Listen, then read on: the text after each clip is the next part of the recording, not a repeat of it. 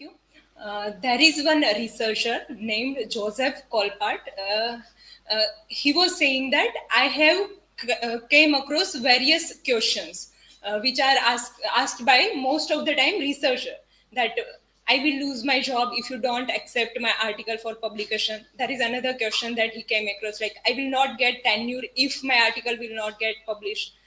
Then another like I will miss my promotion if you will not publish my research paper. So these kinds of questions are time and again coming within the field of publication and within the field of academia. So my topic for today's presentation, which I have selected, is publish or perish, pointing a mirror to reality. So what we will going to study in this particular presentation is that what kind of academic pressures a researcher are facing, and what if you don't publish your papers, then it will might stagnate your further career options. So this will going to be we studied in this particular presentation.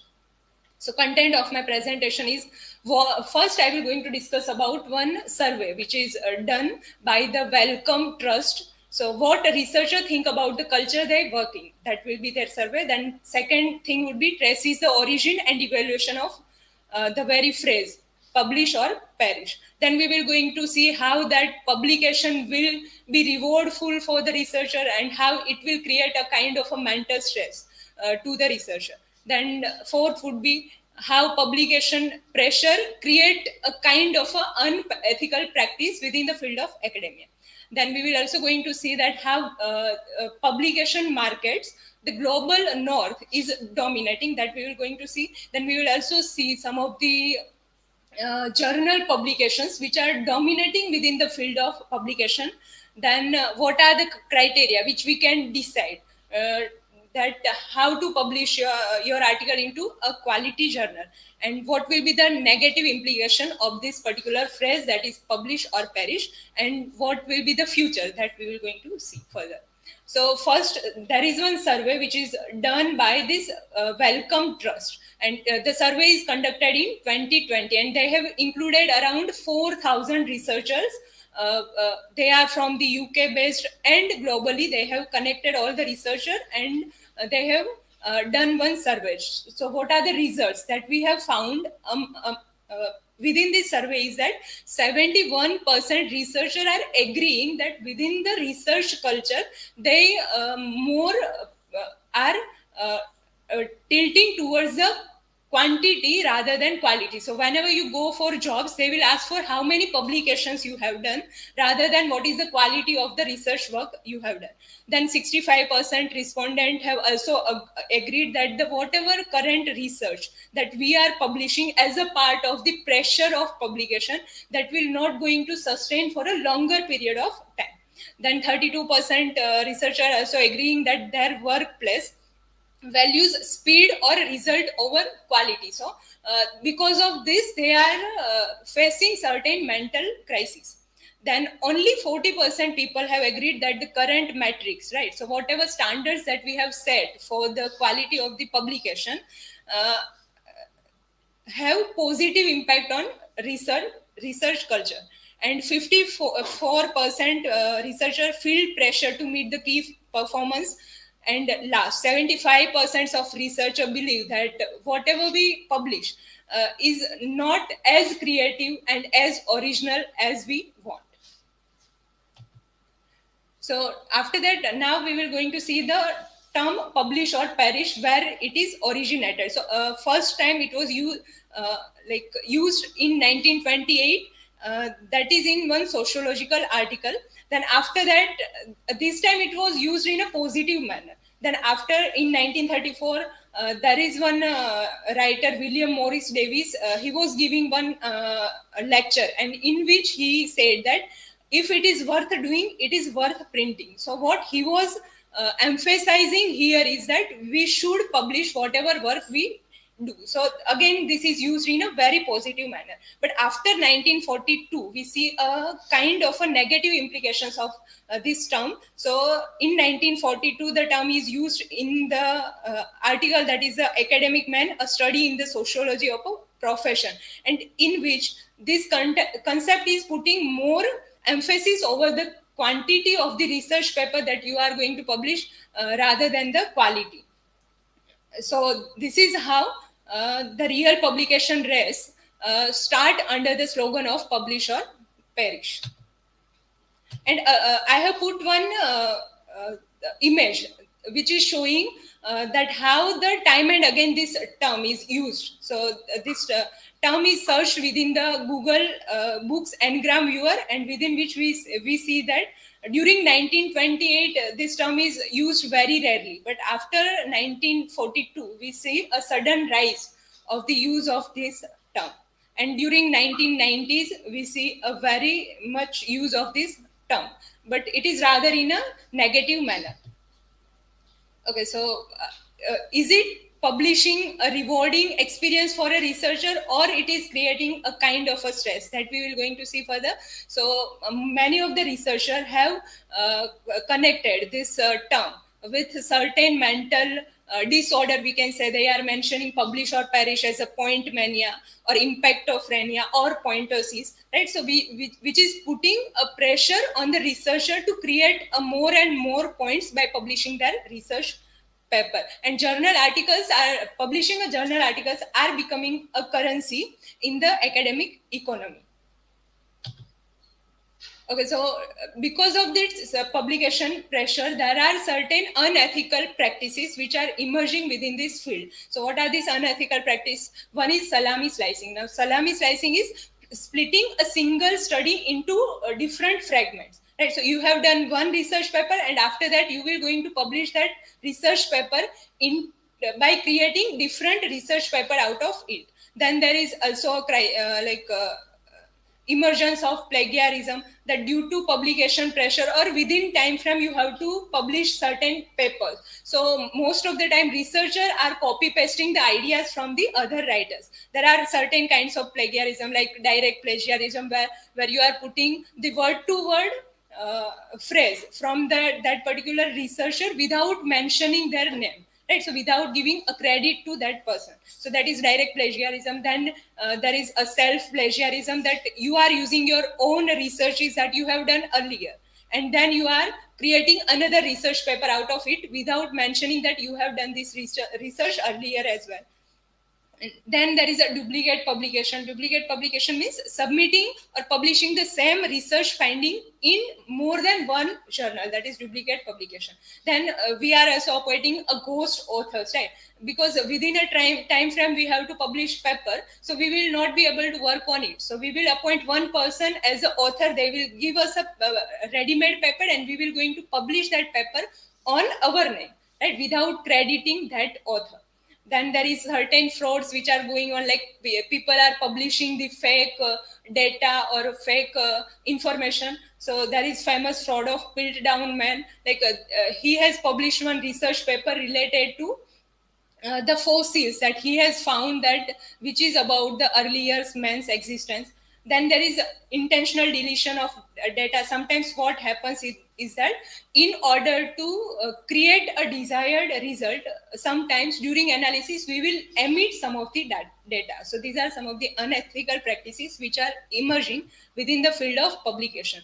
Now what are the scenario globally that we are going to see, that within the field of publication, the global north, which is dominated by most of the developed countries, is dominating in the publication. So there is one graph which is given here, which suggests that if we see global south, then they are publishing a less paper. In comparison to that, global north is publishing almost thrice a papers of global south. So that we have to see. They have collected data from 82 natural science journals tracked by Nature Index between 2015 and 2022. So they say that how the global north and south are collaborating within the publication. So they have found that within 30,580 articles, we have seen at least one writer which is from south and one writer which is from north. Right, but this is only a 2.7% of total articles which are published. So we see that the representation of global south within the publication is very less. Then the ratio of north south authorship is also that in north we have 3 writers who are publishing papers. In comparison to that, only one writer which is publishing a paper in south. Within global south countries, we have seen a domination of certain developing countries like India. We find then if we see the south participation within the publication, then only 24 articles which are published by south in collaboration, while in comparison to that, within north we see almost 2 lakh articles which are published in the year of last 2022. So here we see a global north and south disparity within the publication. Then we will also going to see that how certain academic publishers are dominating the field of publication. So this is again a survey done of 45 million documents which are indexed in the Web of Science, right, over the periods from 1973 to 2013. So what the researcher found is that within the publication we see a major journals or major publishers like Elsevier, then Wiley and Blackwell, Springer, Taylor and Francis, and Sage journals. They are dominating within the field of publication. And when we see the papers which are getting published from the different faculties, then what we found is that the science articles which are published more, and the articles related to arts and humanities, social science are very less in comparison to the science article. Right, so papers published within the different disciplines in 2013, we see that social science papers are around 70%, which are getting published in these 5 journals only, right? So they are 70%. Then when we see these humanities, there are only 20% articles which are publishing related to the humanity, and related to arts, there are only 10% articles. So this is the scenario that how the arts and humanities are lagging behind within the field of publication. So these are the top journals in which the research papers are published.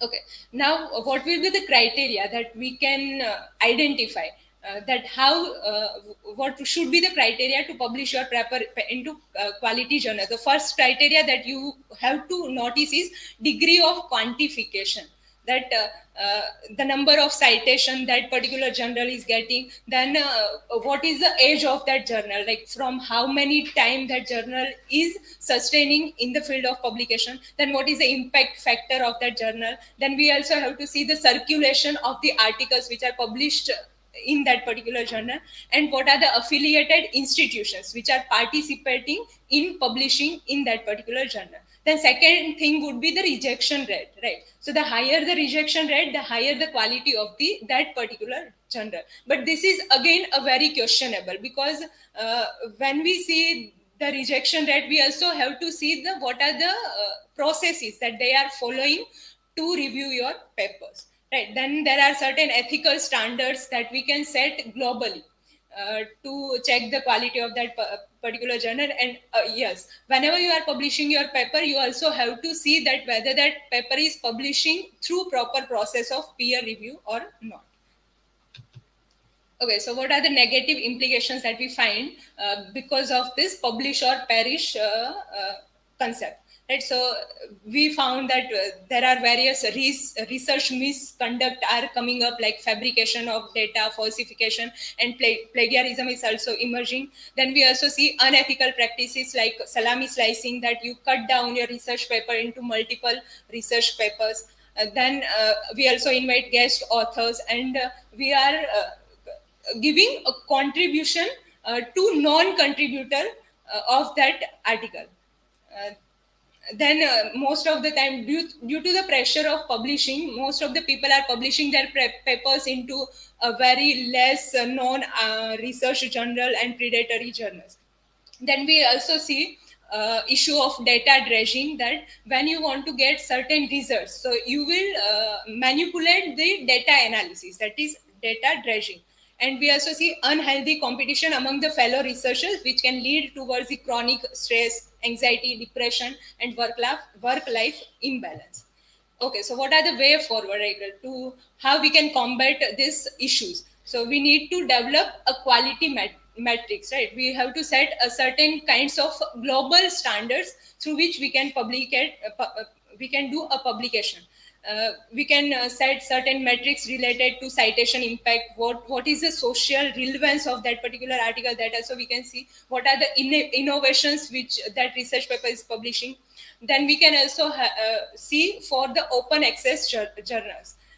We also see that how the interdisciplinary research may lead towards a valuable academic publication. We can also see how AI driven tools can be used to streamline your research and publication process.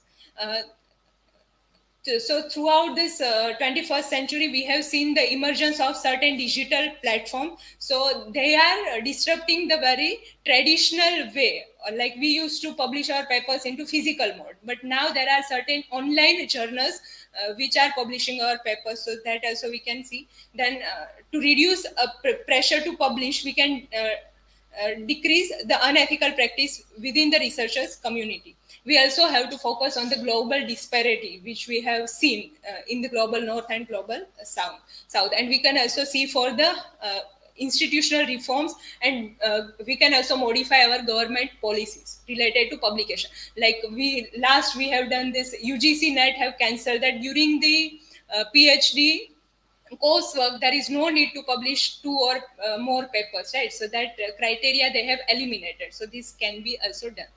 So thank you. This is, if you have any questions you can ask. These are some of the resources.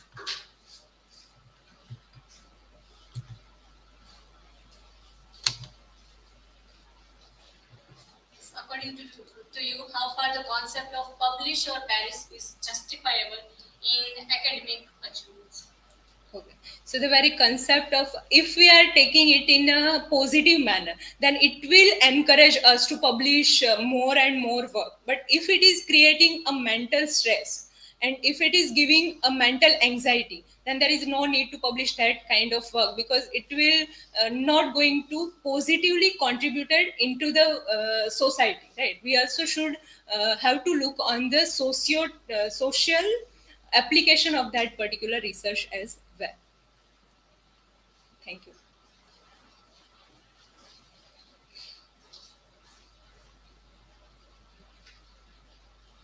So my question is, should we as research scholars follow the concept of publish or perish?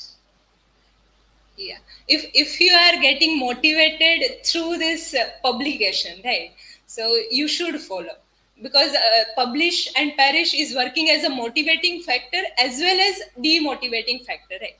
So if you are getting a time, then you should publish your work, right? If you want to get excel in your career, then you should publish your paper, and that should be of you also have to look for the quality of that research, right? So yes, it will encourage us to publish more and more work if our work is getting recognized in the society.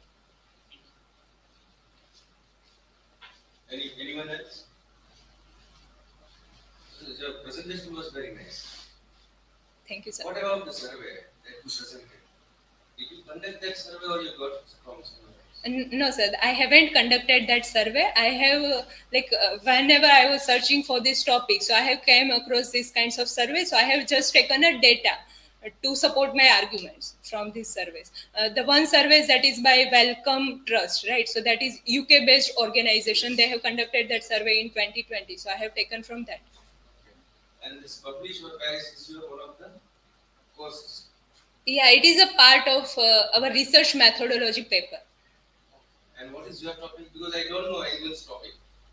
Okay, topic of PhD, right? PhD. I was doing research in the area of biopunk literature, which is a part of science fiction. You have mentioned about the global condition of publication and everything. Yes. The scenario of India. Yes, there is one statement which is saying that when we see the global south, right, which are lagging behind in the publication, but what we have seen that certain developing countries like India, which obviously going to come into the category of developing country, so India is emerging in the field of publication. And what about the history of publication?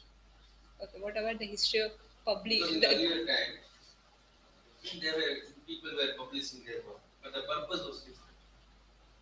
Nowadays, the purpose of publication is different. Okay. So earlier people are doing it for the sake of like they are like to do that kind of work. They want to add certain knowledge within the existing knowledge, right? So that's why they are doing.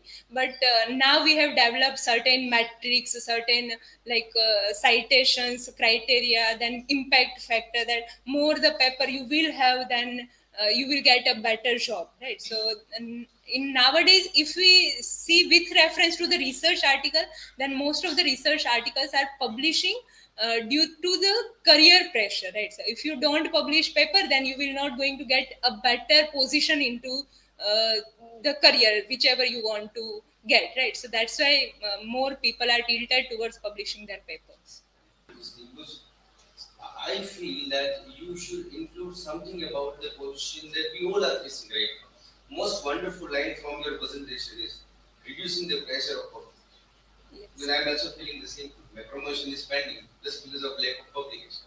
So that must be happening to all the scholars, not only it is applicable to not only research scholars but also your teachers. Right? Yes, so it sir. is very relevant. Your presentation was written long. You need to serve. Good. Yes. Thank you. Well,